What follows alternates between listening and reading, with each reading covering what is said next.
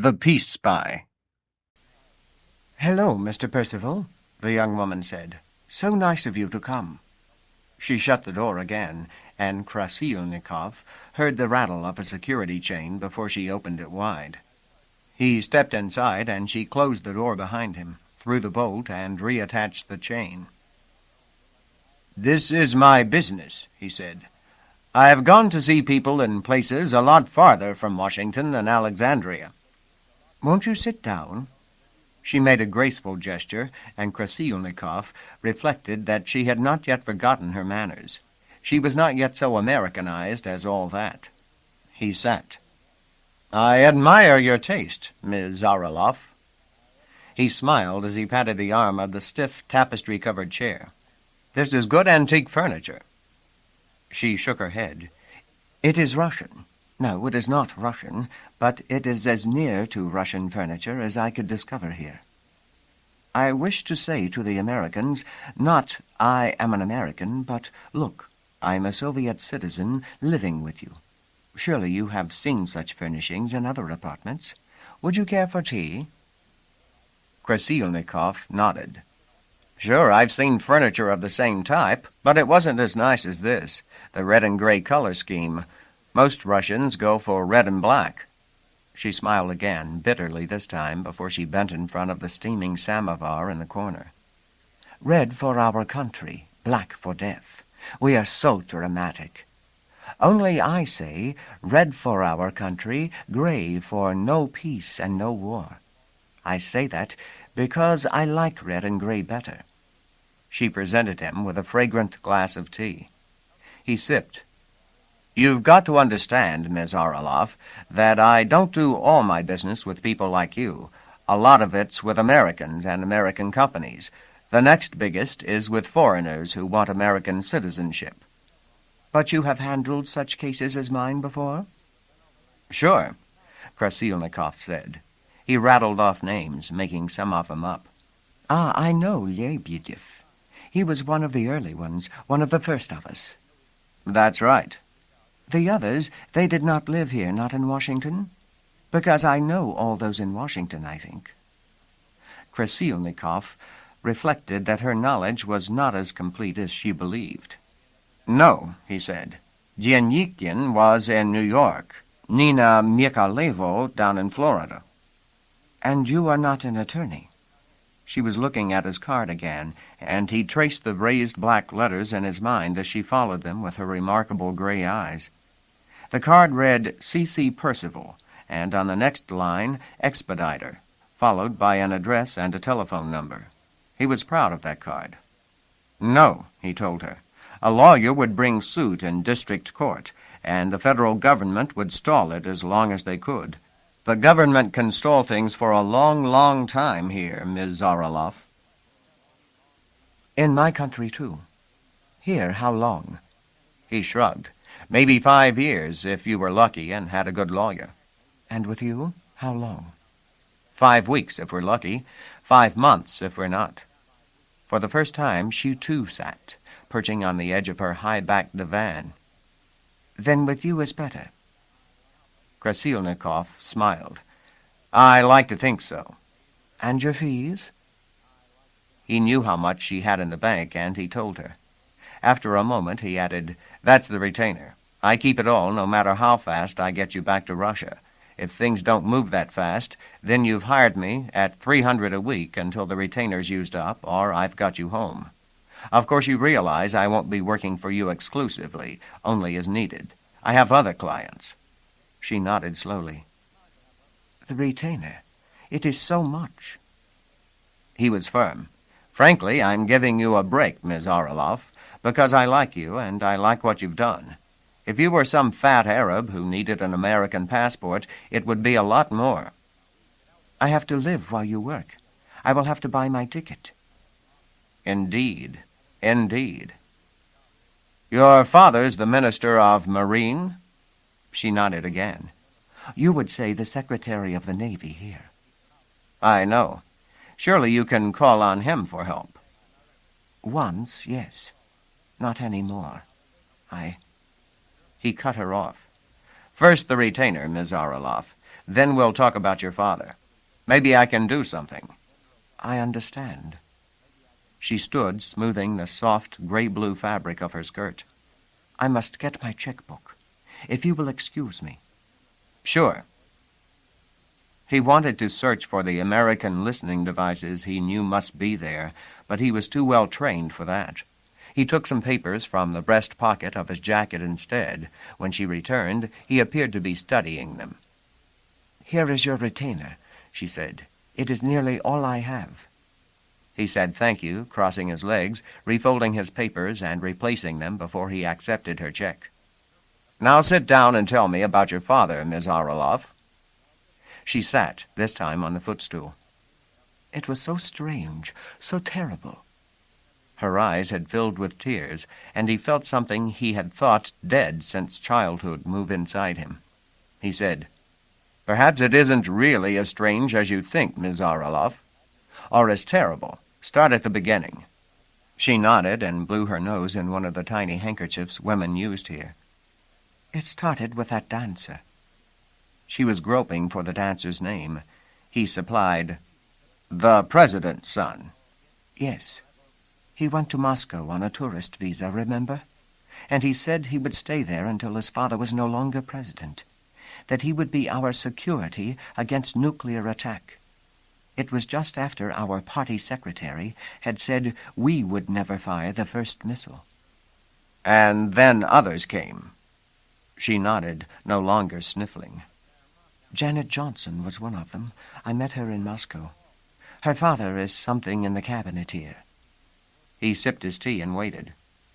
"Then we thought we should do the same thing, and we did."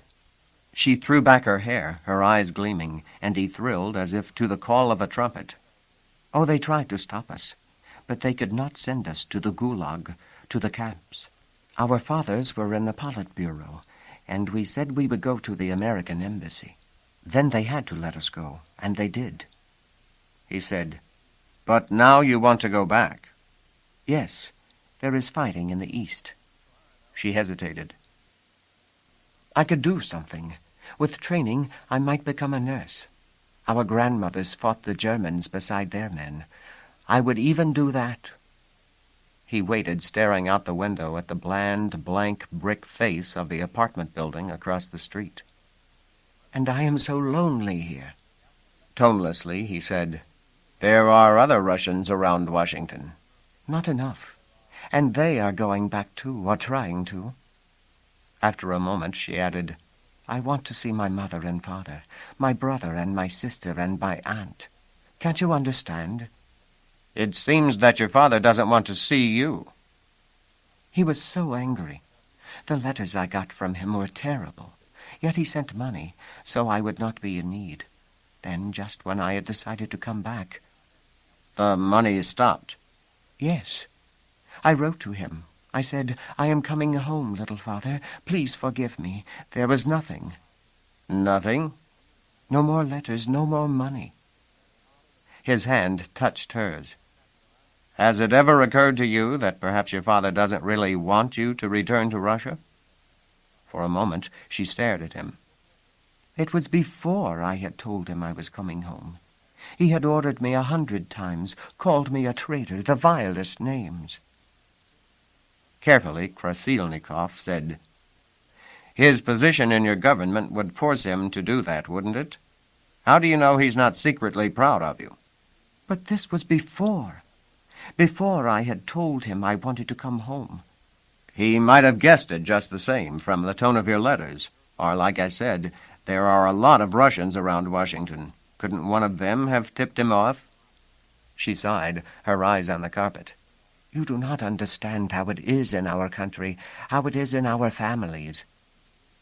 He should have been proud, and he told himself to be proud. But the thing that had awakened was weeping in his chest. "I guess I don't," he told her. "But it seems to me that if you were proud of yourselves when you did what you did, your father might be proud of you, even if he couldn't say it out loud. I know we were all proud of the President's son, and the ones who went after him, too." She shook her head, eyes still averted. He said, If you want your check back, you can have it, or I'll tear it up if you want me to. She looked up at that. You aren't really an evil man, are you, Mr. Percival? I had hoped to employ an evil man, because I thought an evil man might get me what I wanted. He smiled. Evil enough, if you still want it. And call me Charlie, Miss Orloff. If you still want to go back home, we'll be seeing a lot of each other. That was perfectly true, and ridiculous though it was, knowing it was true made him feel better. All right, Charlie. I am Sonia. Yes, I am going home. You don't have a passport? She shook her head. We burned them when we arrived. That was part of our pledge that we would stay.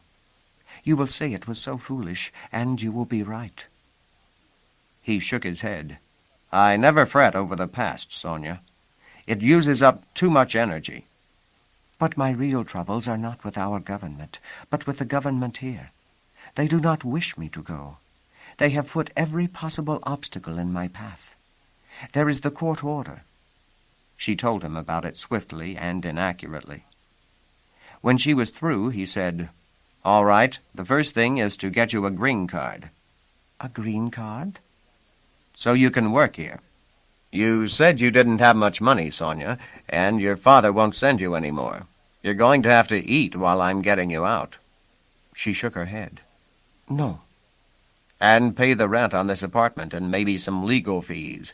If I'm going to help you, you'll have to do what I say, or it's no use. She rose from the footstool, angry and imperious. What could I do here? Nothing. Do you wish me to wait on tables? That's a beautiful dress. A breath, and she was relaxed and smiling. Oh, do you like it?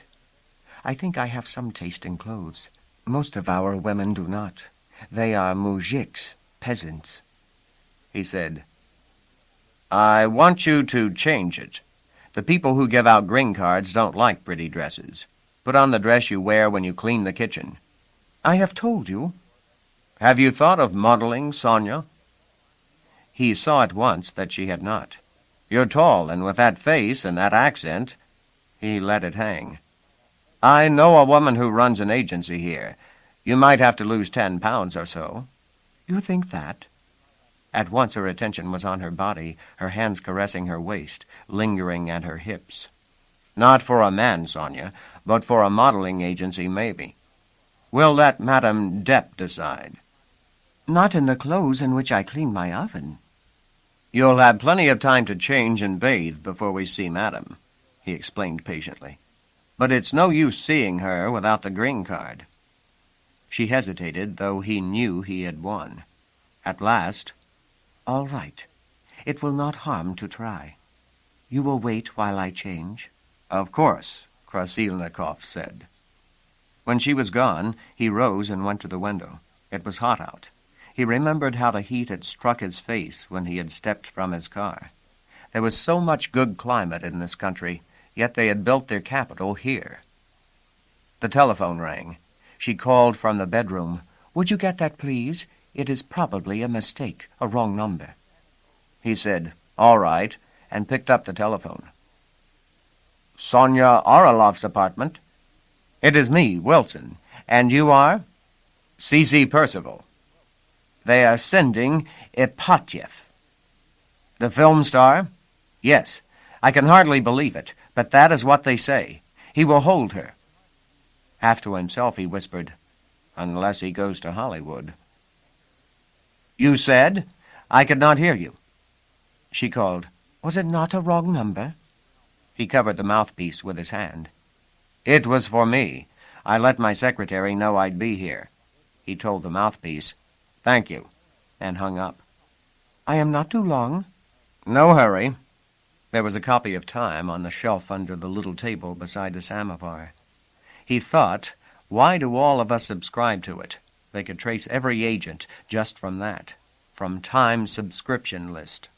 Of course we want them to know. Agents count for something, too. Not much, perhaps, but something. He picked it up. The Chinese were in Kazakhstan. The Red Army had been stopped before Paris. It was still better than the old days, he decided. Better than when we were all so afraid, though at least we had peace.